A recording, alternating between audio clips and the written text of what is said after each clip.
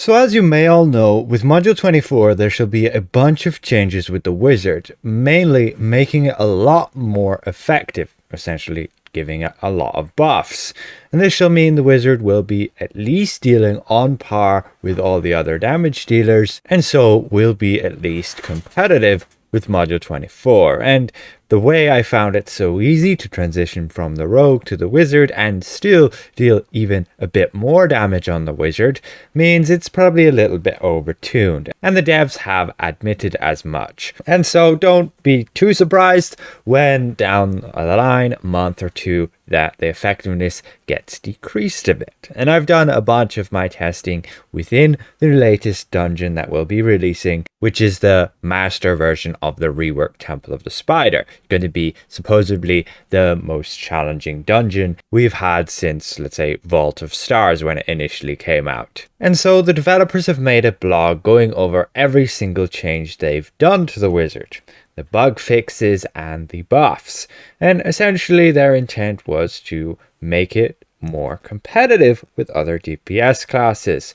and hopefully give a few more viable choices to wizard players by increasing the effectiveness of those useless powers. So first of all, we have a big list here of bug fixes. For example, Maelstrom of Chaos not dealing damage properly and being reduced by the character's critical avoidance, a pretty ridiculous bug that still persists with other classes.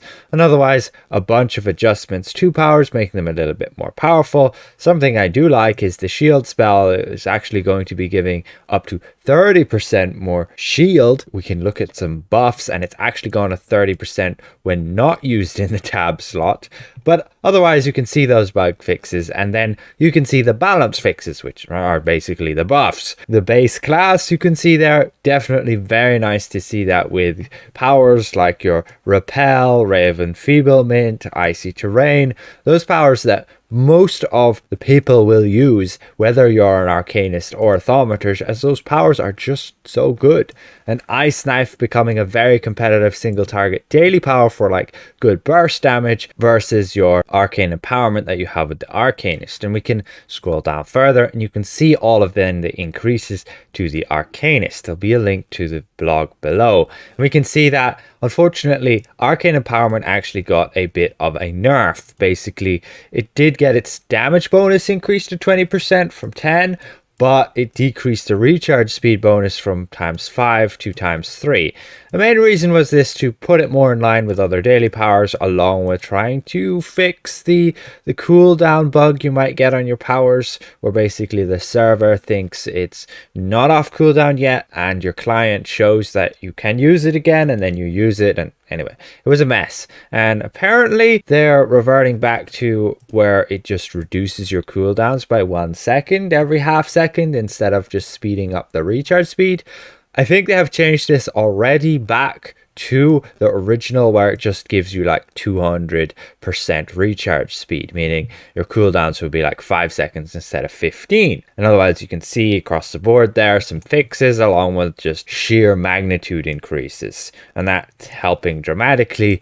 But it doesn't solve the problem that there are still persistent bugs, both the Arcanist and the Thaumaturge, that they haven't fixed. Either they're just too complicated or they've ran out of time and budget for it. What got me most excited is the massive increase to the effectiveness of the Thaumaturge, and that is what I was mainly playing within the new dungeon. That sheer amount of consistent damage you can deal now is delightful, especially compared to what it was, and it puts it online with like a rogue can at least be competitive with them nowadays. And the playstyle I found is even more forgiving than the rogue since you're ranged. But otherwise, yeah, some massive increases to the Thaumaturge with their at-will powers being massively increased, and across the board just all of those magnitudes of the encounter powers. And Ice Knife, that increase from the base class really helps also the Thaumaturge, because they can use that then as their big damaging hit daily power like you would have used on the rogue. They're very similar powers. Otherwise, Smolder itself got some massive increase, which then directly impacted all of the feats and features that do increase Smolder.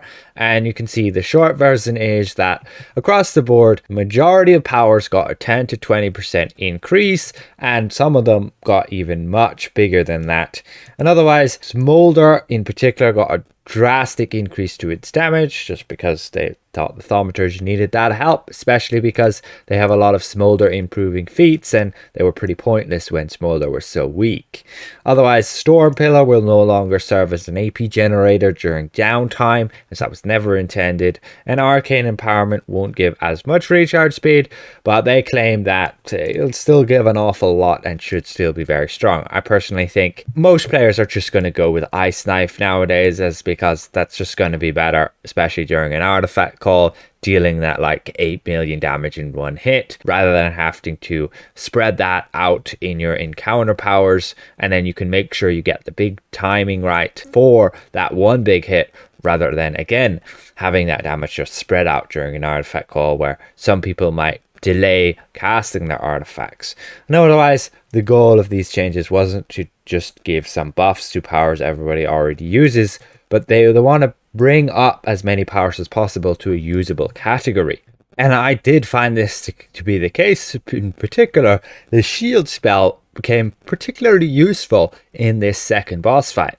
And I used the shield spell basically to mitigate a lot of the one-shot mechanics that you have in this boss fight. Basically, if you're not full HP or have died in the past, you're much more likely to get one shot. You shouldn't get one shot if you're full HP and don't have a skull. But if you do, then, or not full HP, then you most likely will die.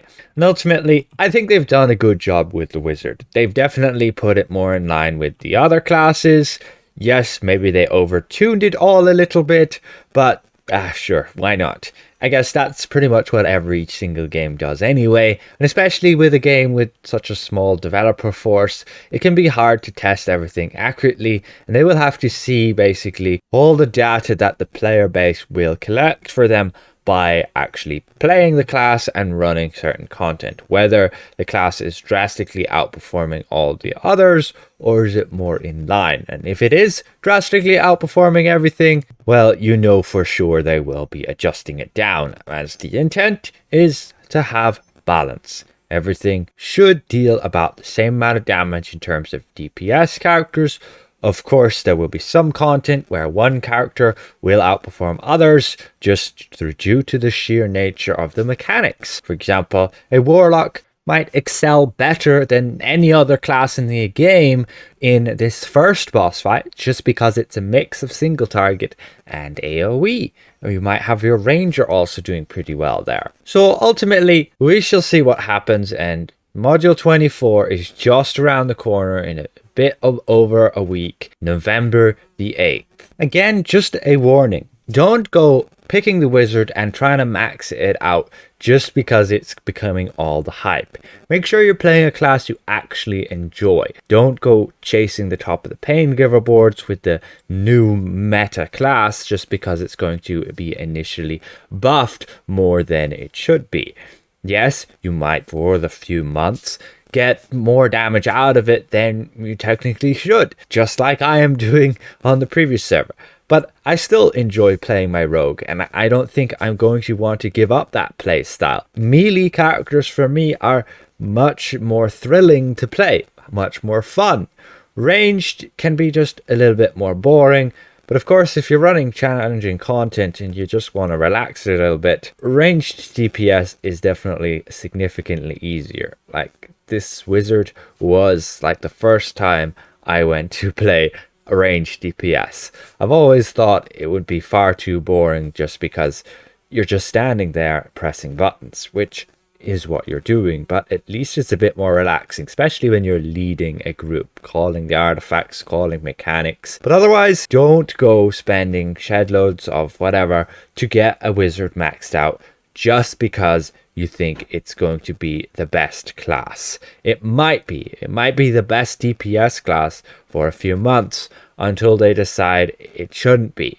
no DPS class should be the best. They should all be near enough level and balanced. Of course, there should be some content where one class will excel over others by the sheer nature of the mechanics. So again, a special thank you to all of these channel members for their continued support. If I presented this well, consider leaving the video a like. And if you're new around here, consider subscribing. We'll see you guys around.